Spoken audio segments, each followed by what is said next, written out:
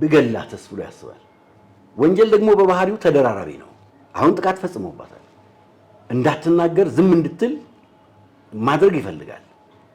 ዝም ማስባል የሚቻለው አንድ በማስፈራራት ስለት በማሳየት በቅርብ በመከታተል ካሁን ቀደም ወንጀለኞቹ የሚያደርጉትን ነው።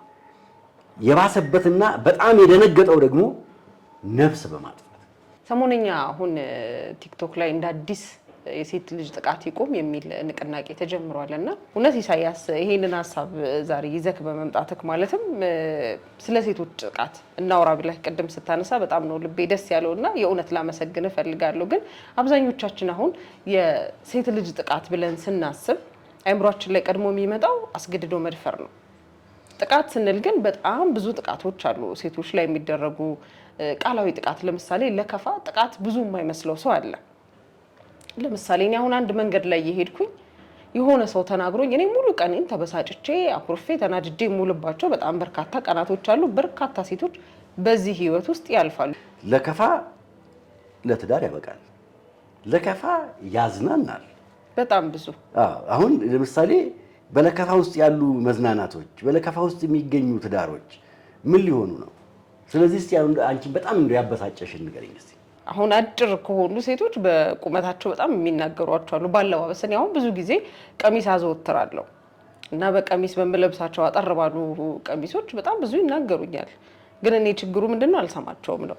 እናት ቀሚስሽ በጣም ረዘመ ካሉ ትንሽ ከፍ ላድርገው ብዬ ነገሩን አድበስብሻው አልፋለሁ። ግን ይሄ እኔ ጋር መልስ ስለምመልስ ነው እንጂ በዛ መንገድ የሚሰበሩ በርካታ ሴቶች አሉ። አሁን ቁመትህን ልትቀይረው አትችልም። ምን አለ መሰለሽ ሰሊና፣ አሁን ለምሳሌ ሁለት ጎን አለው ማለት ነው። ለከፋ እስከ ትዳር ሊያበቃ ይችላል። ለከፋ ጥሩ መዝናኛ ሊሆን ይችላል። ለከፋ ደግሞ ሰባሪ ሊሆን ይችላል። ለምሳሌ እንደየሰው ባህሪ አሁን እንዳንቺ አይነቷ ለካፊዎች ሲመጣላቸው ምንድነው ለምን አረዘመብሽም ይላሉ። ምናልባት እዚች ጋር አድርገሻት ሊሆን ይችላል። ያው ያንቺን አለባበስ ስለማውቀው ነው። ከዚህም ላይ ከፍ ታረጊና አሁንስ ስትይ እነሱ ዋው ብለው ነው የሚስቁት በእርግጠኝነት ማለት ነው። ምክንያቱም ያልተጠበቀ ነገር ስለተናገርሽ። ግን ያንን ደግሞ ማድረግ የማይችሉ ሰዎች አሉ። እጃቸውን ሰብስበው ወደ ጸብ የሚመጡና ወዳልተፈለገ ሂደት ሊሄዱ ይችላሉ። ቢሆንም ሰዎች ያለ ፍላጎታቸው የሚደረግ የቃላት ውርወራዎች፣ በተለይ አንዳንድ ውርወራዎች ደግሞ እጅግ በጣም የሚያበሳጩ ሊሆኑ ይችላሉ። ካለ ፍላጎትሽ ሰዎች ለምን ይናገሩሻል? መብትሽ ነው። ማንም ሰው እንዳይናገረኝ ማለት መብትሽ ነው። ለምሳሌ ጥቃት ሲባል ብዙ ጊዜ ከምን አንጻር ነው ሰዎች ለምሳሌ ጥቃት አድራሺዎች እነማን ናቸው? ጥቃት የሚያደርሱ ሰዎች ለምንድን ነው የሚሉ አንዳንድ ጥያቄዎች አሉ እና ብዙ ጊዜ ጥቃት ከባህል አንጻር የሚያዩ ሰዎች አሉ። ለምሳሌ ከባህል አንጻር ስንል ጠለፋ ብል ጠለፋ ደግሞ ጥቃት ነው እንዴ ልትይ ትችያለሽ። አይ ጥቃት ነው። አንዳንድ ሰዎች ጠለፋ ጥቃት አይደለም ይላሉ። ጠለፋ ከጥቃቶች አንዱ ነው። ምክንያቱም በወንዱ ፍላጎት ሴቷ የምትገደድበት የራሷ አፍቃሪ ሊኖራት ይችላል፣ የራሷ ፍላጎት ሊኖር ይችላል፣ የተለያዩ አይነት ነገሮች ሊኖሩ ይችላሉ። ያንን ፍላጎቷን አቅበሽ የመማር ፍላጎቷን አቅበሽ ባንቺ ፍላጎት ውስጥ እንድትሄድ ማድረግ ጥቃት ነው። እሷ አይምሮዋም ሁሉ ነገሯ ለማግባት ዝግጁ ባልሆነችበት ጊዜ እንድታገባ ማድረግም ጥቃት ነው። ያው ጎጂ ባህላቶች ስንል አሁን ቻይልድ ሜሬጅንም በዚሁ አያይዘን ማንሳት እንችላለን። ያለ ሴቷ ፍላጎት እድሜዋ ሳይደርስ ለትዳር ማብቃት ራሱ አንድ ይሄ ለሴት ልጅ ጥቃት ነው፣ እንደ ጥቃት ነው የምናነሳው። ዋነኛው ደግሞ የምናነሳው ከሴቶች ጥቃት ጋር አያይዘን ዋነኛው ብለን የምንጠራው አስገድዶ መደፈርን ነው። ይቺ ልጅ አላማ ይኖራታል፣ ህይወት አላት የራሷ። በዛ ነገር ምክንያት በዛን ቀን በአንድ ቀን በተፈጠረች ነገር እድሜዋን ሙሉ ተከትሏት የሚመጣ ጠባሳ ይዛ ትሄዳለች። ያ ሰው የሚያደርስባት አካላዊ ጥቃት አለ። ከዛም በላይ ደግሞ ፍትህ አለማግኘቷ፣ ፍርድ አለማግኘቷ የብዙ ሴቶችን ህመም አያይዞ እስከዛሬ ድረስ የሴቶች ጥቃት ይቁም እየተባለ አሁንም ከድሮ ጀምሮ እየተነሳ ነው። አሁንም ግን መፍትሄ ያልተገኘለት፣ አሁንም የሚጮህለት የሚነሳለት አንድ ችግራችን ነው ብለን መያዝ እንችላለን። አይ መፍትሄ ያልተገኘለት በሚለው አልስማማም። ምክንያቱም ፍትህ ባለበት ሀገር ውስጥ መፍትሄ አልተገኘለትም አንልም። መፍትሄ ምልክ አልቆመም። ይሄ ነገር ገባክ? እንደ ድርጊቱ አለ አይደለ? ቀን በቀን የሚደረግ ነው። በነገራችን ላይ ጥቃቱ አይቆምም። አሁን ለምሳሌ ጥቃት ይቁም ስላልሽ ጥቃቱ አይቆምም። ወንጀል ይቁም ስላልሽ ወንጀል አይቆምም። ግን ወንጀል ይሄ ለምሳሌ የሴቶችን ጥቃት ለመከላከል መዋቅራዊ አካሄድ አለ እኮ አይደለም እንዴ? ለምሳሌ አንዲት ሴት ብትደፈር በህግ ብይን አለ። ህግ የሚያስቀምጣቸው እንደ ደፋሪው ሂደቶች የሚያስቀምጣቸው ነገሮች እስካሉ ድረስ መፍትሄ የለውም አይባልም። ግን ህጉ ወደ ተግባር ተለውጧል ወይ? ጥቃት የሚፈጽሙ ሰዎች በህጉ መሰረት እየተቀጡ ነው ወይ? ወይም ደግሞ ጥቃት የሚፈጽሙ ሰዎች ህጉ ያስቀምጠለት ነገር ያንሳል ማለት ግን ይቻላል። የቅርብ ጊዜ ትውስታችን የነበረች አንዲት ታዳጊ ህፃን ማለት ህፃን ሄቨን ላይ የደረሰውን ጥቃት ማንሳት እንችላለን። የአስገድዶ መድፈር ወንጀል ተፈጸመባት፣ ከዛ ደግሞ በደፋሪዋ ተገደለች የሚል መረጃ ነው ያለን። እንግዲህ እስካሁን ህግ ፍርድ አልሰጠበትም፣ የፍርድ ቤት ቀጠሮ ላይ ነው ያለውና እኔ ይሄንን ለማድረግ የሚያስችል ይሄ ጤነኛ ሰው ነው ጤነኛ አእምሮ ኖሮት የሚያስብ ሰው ይሄንን ነገር ይፈጽማል ብሎ ማሰብ በጣም ከባድ ነው። ምክንያቱም እኛ እንኳን ስንሰማው በጣም ከብዶናል። ማለት ታዳጊ ናት፣ የ6 የ7 ዓመት ህፃን ልጅ ናት። ቤት ተቀምጣ እናቷ ጥላ በሄደችበት ነው ይሄ ድርጊት የተፈጸመባትና ከወንጀሉ በላይ የተገደለችበት መንገድም በጣም ትንሽ አሰቃቂ ነውና በጣም ከባድ ነው። እውነት አሁን ይሄንን ሳወራ ራሱ በጣም እየከበደኝ ውስጤን ዝር እያደረገኝ ነው እየነገርኩ ያለሁት። በጣም አሳዛኝ ነገር ነው። አሁን ለምሳሌ ወደ ራስ መለስ ማድረግ ያስፈልጋል። ጥቃት የሚፈጸምባቸው ህፃናቶች በምን እዳቸው ብለሽ ታስቢያለሽ? ግን ጤነኛ ናቸው ወይ ላልሽው ነገር ደግሞ እዚህ ቦታ ላይ በሁለት ይከፈላሉ። አሁን አንዳንድ ሰዎች እነዚህ የአእምሮ ህመምተኞች ናቸው፣ እንደ ማንኛውም የአእምሮ ህመምተኞች ሊታከሙ ይገባል ጥቃት አድራሾች። ምክንያቱም አንድ ጊዜ ጥቃት ያደረገ ሰው ይህንን ጥቃት በተለያየ አይነት ቦታ ይፈጽመዋል። ወይም ደግሞ አንድ ጊዜ ጥቃት ሲያደርግ የተያዘ ሰው የዛን ቀን የጀመረ አይደለም። ከዛ በፊት በተደጋጋሚ ብዙ ጊዜ ያንን ጥቃት ፈጽሟል ተብሎ ይታመናል። የተገለጠና ያልተገለጠ ጥቃት አድርጓል ማለት ነው። እንደዚህ አይነት ሰዎች የአእምሮ ህመምተኞች ናቸው የሚሉት ሰዎች ሕክምና ሊያገኙ ይገባል ብለው ይደመድማሉ። አንዳንድ ሰዎች ደግሞ ምንድነው የሚሉት? ጥቃት ከስሩ ሊሰራ ይገባል። በርካታ ሀገራቶች ጥቃትን ለመከላከል የትምህርት ፖሊሲ ነድፈው በዛ በትምህርት ፖሊሲያቸው ውስጥ ጥቃት እንዳይፈጠር ጥቃት በሰዎች ላይ እንዳይደርስ ለማድረግ ማስተማር ጀምረዋል። አሁን ከታች ጀምሮ ትምህርቱ እየተሰጠ የሚመጣ ከሆነ ሰዎች ጥቃት ላለማድረስ ተገቢውን ጥንቃቄ ያደርጋሉ። አይምሯቸውም ከታች እየተሰራ ስለሚመጣ ጥቃት አያደርሱም። ለራሳቸው የተለየ እምነትና ግምት የሚሰጡ የአስተዳደግ ችግር ያለባቸው ሰዎች ናቸው። ግን ጥቃቱ እነሱ በሚያስቡት መጠን ነው ወይ የሚታፈነው? ልክ ጥቃቱን ሲፈጽሙት የጥቃት የተደረገበት ሰው ድምፅ ከፍ ብሎ እንደሚሰማ ሲገባቸው የመጀመሪያውን ወንጀል ለማጥፋት አሁን አንቺ ቅድም ያነሳሽዋለ ሁለተኛ ወንጀል ያመጣሉ። ብገላትስ ብሎ ያስባል። ወንጀል ደግሞ በባህሪው ተደራራቢ ነው። አሁን ጥቃት ፈጽሞባታል፣ እንዳትናገር ዝም እንድትል ማድረግ ይፈልጋል። ለከፋ ኖርማል ነው ብለን እናስብ እንደነበረው እንደዚህ እየዛተብኝ ነው ምንም አያመጣም ተብሎ ይታሰብና ወደ ከፍ ወዳለው ድርጊት ይሄ ነፍስ ወደ ማጥፋቱ ወደ መድፈሩ በጣም ብዙ ጥቃት ወደ ማድረሱ አካል ወደ ማጉደሉ ይመጣል። በጣም ብዙ በትዳር ውስጥ ሆኖ ጥቃት የሚፈጸምባቸው ሴቶች አሉ። ለምሳሌ በባሎቻቸው የተገደሉ ሴቶች አሉ።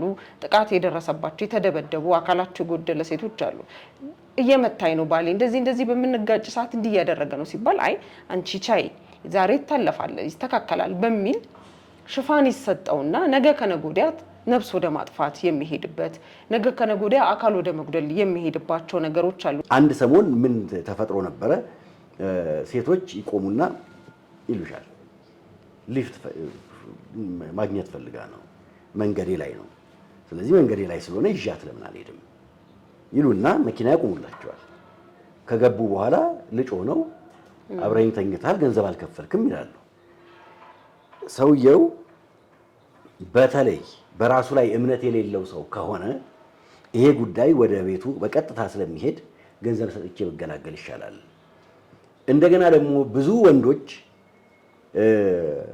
አድረው ገንዘብ አልከፍልም ብለው ፖሊስ ጣቢያ ድረስ እየሄዱ ገንዘብ የሚከፍሉም ደግሞ አሉ።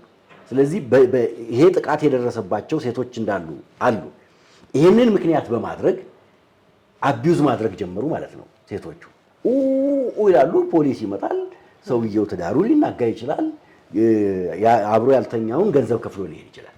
እነዚህ ወንጀሎች እየተደጋገሙ ሲመጡ የህግ አስፈጻሚው አካላቶችም እያወቁት መጡ ማለት ነው። ስለዚህ ተጠቂዎች እንደ አጥቂ የሚሆኑባቸው መንገዶች አሉ። ስለዚህ ህግም ብይን ለመስጠት ጊዜ ፋታ ይፈልጋል ማለት ነው። ስለዚህ ከድርጊት በኋላ ነው ህግ የሚደርሰው እና ይሄ በመሆኑ ብዙ ነፍሳቶች መዳን ሲገባቸው ሊጠፉ ይችላሉ። ይሄ በመሆኑ ደግሞ ብዙ ሊፈርስ የሚችል ትዳር ታክሞ ድኗል። ምክንያቱም ገዳይ ፊቱ ላይ ግንባሩ ላይ የተጻፈ ነገር የለው። ቢኖር ኖሮ ኢዝሊ ትሪት ማድረግ ይቻል ነበር። ስለዚህ በፍትህና በርትህ መዳኘት የሚገባው ጉዳይ ነው። ይሄ ጥቃት ደርሶብኛል ተደፍሬያለሁ ብሎ ለመውጣት የሚያሳፍራቸው በጣም በርካታ ሴቶች አሉ። ይሄንን እኔ ባይኔ ስላየው ነው የምነግርህ። ጉዳቱ የደረሰባቸውን ሴቶች አግኝቼ ስላነጋገርኩ ነው ይሄንን መልክ ወጥቼ ለመናገር እንዲሆኛለሁ ብዬ ለማውራት ከሰዎች ጋር እፈራለሁ። ምክንያቱም ሰው ቢያገለኝስ። የተደፈሩ ሴቶች ብዙ ጊዜ የሚደርስባቸው የአእምሯዊ ጉዳት አለ። ለምሳሌ አካላዊ ጉዳት እንደሚደርስባቸው ሁሉ የአእምሮ ስብራትም ይደርስባቸዋል። አካላዊ ጉዳት ብዙ ጊዜ እጅግ በጣም ከባድ ነው አካላዊ ጉዳቱ። ከአካላዊ ጉዳቱ በላይ ግን የአእምሮ ስብራት አለ። አንድ በማህበረሰቡ የመገለል፣ ሁለት ደግሞ የኛ ማህበረሰብ አንዲት ሴት ተደፈረች ሲባል ፊት አሳይታ ነው።